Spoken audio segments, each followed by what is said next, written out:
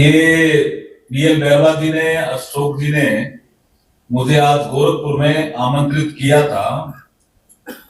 बाबा साहेब भीमराव अंबेडकर जी की मूर्ति का अनावरण का कार्यक्रम भी था गोरखपुर में, लेकिन एक प्रधानमंत्री कार्यालय से एक हमें कार्यक्रम मिला स्वदेशी का, और वो भी मिल गया खादी एवं ग्रामोद्योग कमीशन का, उसके चेयरमैन के साथ। तो मनोज कुमार जी उनके चेयरमैन खादी एवं ग्रामोद्योग आयोग के यहाँ बीकानेर आए हुए थे। टूल किट का वितरण था, स्वदेशी का भी कार्यक्रम था, आत्मनिर्भर भारत अभियान का भी कार्यक्रम था, और दिवाली से पहले सारे स्वदेशी सामान को ही खरीदे हैं अधिकतर लोग। इसकी प्रेरणा देने का भी एक कार्यक्रम था, इसलिए मुझे बीकानेर में रहना पड़ गया क्योंकि वो मेरे क्षेत्र में था। गोरखपुर में आज बहुत ही शानदार कार्यक्रम SC/ST रेलवे वेलफेयर एसोसिएशन के द्वारा, जो हमारे बीएल बैरवा जी, अशोक जी हैं, अन्य पदाधिकारी उनके द्वारा किया जा रहा है। हमारे कमलेश पासवान जी भी उसमें उपस्थित हैं। बाबा साहब की मूर्ति का अनावरण होना ही अपना अपने एक महत्वपूर्ण, और उसके बाद संविधान के अनुच्छेदों में वो भावना उन्होंने डाली, और उसके बाद 2014 से नरेंद्र मोदी जी की सरकार है केंद्र में, उसने सामाजिक समानता, आर्थिक समानता लाने का शानदार काम किया। आज हम गांवों में देखते हैं कि प्रधानमंत्री नरेंद्र मोदी जी की जो नीतियां हैं वो बाबा साहब के सपने के अनुसार बन रही है, और उसी का ही परिणाम है कि गांव में 25 करोड़ लोग गरीबी रेखा से बाहर आ गए हैं। ये बहुत ही महत्वपूर्ण उपलब्धि है नरेंद्र मोदी जी के सरकार की। रेलवे ने भी बहुत अच्छा काम किया है, और अभी बाबा साहब के नाम पे जो पंच तीर्थ का विकास हुआ, रेलवे प्रशासन ने, अश्विनी वैष्णव जी ने हमारे अशोक बैरवा जी, हमारे बीएल बैरवा जी के, अक्षय कुमार जी के सुझाव को मानकर हमारा बॉम्बे का चैत्य भूमि, जो चैत्य भूमि के नाम से उनका एक स्थान है, सभी अलीपुर रोड जहां बाबा साहब ने अंतिम सांस ली वो महत्वपूर्ण स्थान है, और लंदन का जहां बाबा साहब ने शिक्षा ली रह करके। और एसोसिएशन से से संबंध रखने वाले सभी सम्मानित हमारे साथियों और इस सभागार में उपस्थित SC समाज के सभी सम्मानित देवी और सज्जनों, सबसे पहले तो मैं अपनी बात को चालू करूं। मैं सबसे पहले बाबा साहब के श्री चरणों में अपना शीश नवाकर उनको श्रद्धा सुमन अर्पित करता हूं।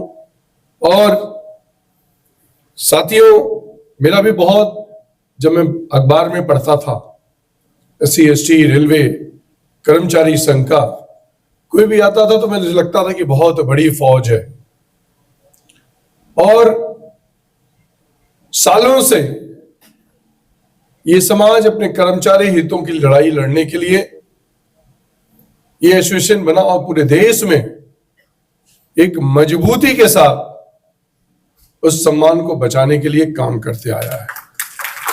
मैं इन सभी एसोसिएशन के कर्मचारियों का स्वागत इस गोरखपुर की धरती पर करता हूं। साथियों, डॉक्टर भीमराव अंबेडकर जी ने जो नारा दिया था कि संगठित रहो और शिक्षित बनो, इस मूल मंत्र से, और मुझे खुशी है कि हमारा SC समाज, क्योंकि आज अगर जो हम लोगों का गौरव है, आज हमारा अस्तित्व है, तो कहीं ना कहीं इसकी देन बाबा भीमराव अंबेडकर जी है। संविधान के रचयिता ने अगर संविधान में यह व्यवस्था न की होती तो साथियों, आप कल्पना करिए, जब हम बाबा साहब के ऊपर जीवनी पढ़ते हैं और समाज के बारे में जब पढ़ते हैं तो पहले 100 साल पहले क्या ही स्थिति थी हमारी। मैं ये कह सकता हूं कि बाबा साहब ने जो संघर्ष किया और उस समय संघर्ष किया जब कोई व्यवस्था नहीं थी, तब सोशल मीडिया नहीं था। कदम कदम चलकर, जगह जगह चलकर समाज को जगाने का काम किया, समाज को बताने का काम किया। और वो पूरे जीवन हमको समझाते रहे, लेकिन हम समझ नहीं पाए। वो हमको बताते रहे कि आप संगठित रहो, शिक्षित बनो, लेकिन हम लोग नहीं हो पाए। लेकिन उनके जाने के बाद जो उन्होंने शब्दों में लिखा था, आज वही हम लोगों के साथ घट रहा है। साथियों, मैं ये कह सकता हूं आज के इस कार्यक्रम में कि बाबा साहब ने जो समाज को आईना दिखाने का काम किया था, और आज भी मैं इस मंच के माध्यम से सचेत करना चाहता हूं कि हम सब लोग अलग अलग व्यक्ति हो सकते हैं, अलग अलग दलों में काम कर सकते हैं, लेकिन हमारा मूल तो एक ही जगह से है। हम राजनीतिक सफर में बहुत सारे दल का झंडा ले सकते हैं, लेकिन हम सब लोगों का मूल एक ही है, जो बाबा साहब ने सपना दिखाया था समता मूलक का, कि हमारा समाज मजबूत हो। और मजबूत तभी होगा साथियों जब हम संगठित रहेंगे। अपने समाज को हम कैसे मजबूती करें, हमें यही काम करने की आवश्यकता है। क्योंकि लोग आएंगे, मंच पर भाषण देंगे, भीड़ होगा, लेकिन उसका उद्देश्य क्या होगा? उस उद्देश्य क्या है? उद्देश्य तो हमारा यही है ना कि आज के 21वीं सदी में अगर जो हम खड़े हैं, तो आज तो ये हर जगह नारा हो गया कि जिसकी जितनी हिस्सेदारी, जितनी हिस्सेदारी, और हम कह सकते हैं कि उत्तर प्रदेश ही नहीं पूरे देश में, जब हम इस राष्ट्रीय एसोसिएशन की बात करें तो हम सिर्फ उत्तर प्रदेश की बात नहीं कर सकते। आज भी क्या जो इस सम्मान एससी समाज को आजादी के 75 वर्ष के बाद भी मिलना चाहिए, वो मिला क्या? मैं जरूर यहां पर कहना चाहूंगा, आज मेरा सौभाग्य है कि मैं एक ऐसे दल का सदस्य हूं जिसके नेतृत्व में मुझे आज काम करने का अवसर मिल रहा है। मैं यहां पार्टी की बात नहीं करना चाहता, लेकिन ये जरूर इंगित करना चाहता हूं साथियों कि पिछले 11 वर्षों के नेतृत्व में आदरणीय प्रधानमंत्री मोदी जी के नेतृत्व में जो हम लोगों ने काम किया, वो अद्भुतपूर्व काम किया है, अद्भुतपूर्व काम किया है। और हमारी सरकार की योजनाओं की जितनी भी योजनाएं लिया जाए, चाहे उज्ज्वला योजना हो, चाहे आयुष्मान भारत की बात करें, जनधन खाते की बात करें, ऐसे तमाम योजनाओं का अगर मूल मंत्र में अगर हम जाएंगे, उसको निचले स्तर पर देखेंगे, तो इसका सबसे ज्यादा अगर जो किसी को लाभ मिल रहा है तो हमारे समाज को मिल रहा है। साथियों, आप देख सकते हैं, मैं राजनीतिक व्यक्ति हूं, विश्लेषण करता हूं, और मैं देखता हूं सबसे ज्यादा बाबा साहब ने जो सपना दिखाया था, उस पर जो हम लोगों ने काम करने का काम किया, और उसी का नतीजा है, आज उसी का नतीजा है कि आदरणीय प्रधानमंत्री मोदी जी के नेतृत्व में हम लगातार रिकॉर्ड तोड़ तीसरी बार सरकार बनाने का काम किया। और वो इसीलिए हो पाया है कि हमने बाबा साहब के बताए हुए पद चिन्हों पर चलने का काम किया है। साथियों, आज इस एसोसिएशन को और मजबूत करने की आवश्यकता है। हम सिर्फ एससी एसटी कर्मचारियों की ही लड़ाई न लड़े। हमारी जिम्मेदारी सिर्फ रेलवे में रह रहे कर्मचारियों तक सीमित नहीं रहनी चाहिए। हमारी जिम्मेदारी देश के, अपने समाज के लोगों को जगाने की भी जिम्मेदारी होनी चाहिए। हम लोगों को बुलाकर मंच पर सम्मान तो होना ही चाहिए, लेकिन इसका मूल उद्देश्य निकल क्या रहा है कि हम आए, भाषण दिए, चले गए। आप 100-200 की संख्या में खड़े हुए और मेरा 1 साल का कार्यक्रम हो गया।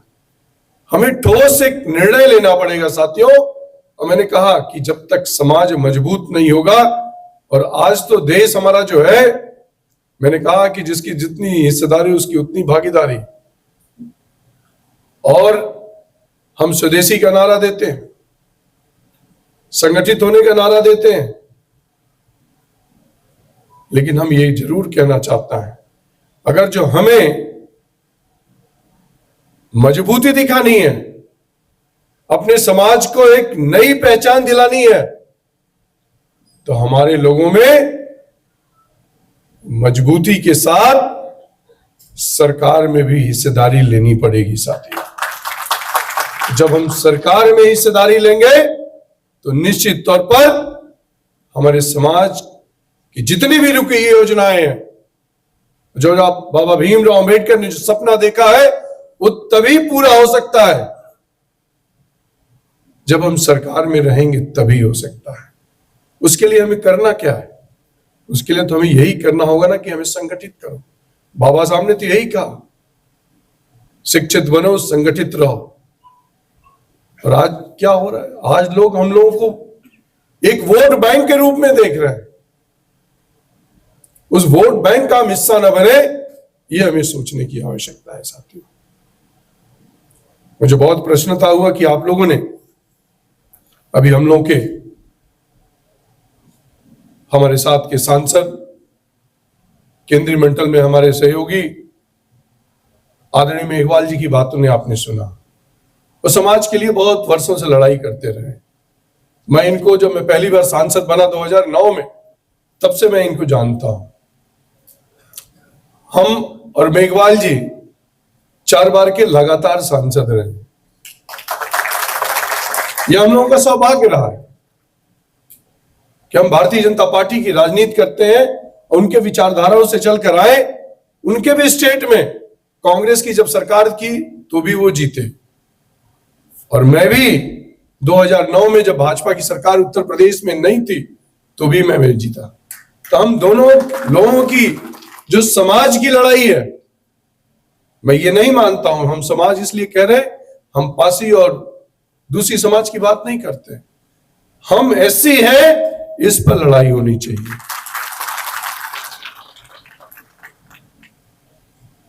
हम जाटा हैं, हम पासी हैं, हम ये हैं, इसकी लड़ाई नहीं होनी चाहिए साथियों।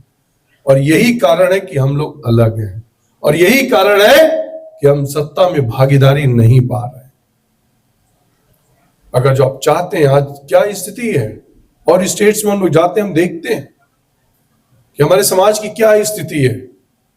आज भी हम, मुझे कहना नहीं चाहिए, आज भी हमें दलित कह के बुलाया जाता है। वो इसीलिए तो है कि हम शिक्षित नहीं बने। हम अपनी व्यवस्थाओं में अभी तक उसी में उलझे हुए हैं, और जब तक हम शिक्षित नहीं बनेंगे, संगठित नहीं होंगे, तब तक हमारे साथ यही होना है साथियों।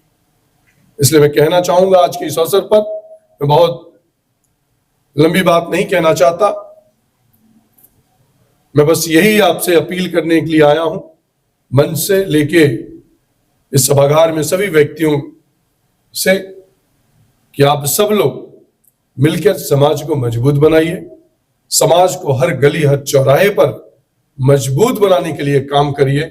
यही इस कार्यक्रम की मूल मंत्र होगा।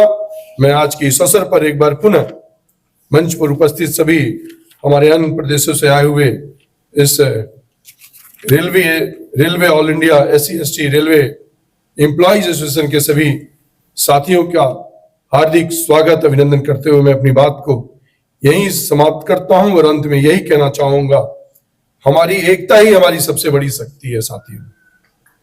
हमारी एकता ही हमारी सबसे बड़ी शक्ति है, और शिक्षा ही हमारी सबसे बड़ी पूंजी है साथियों।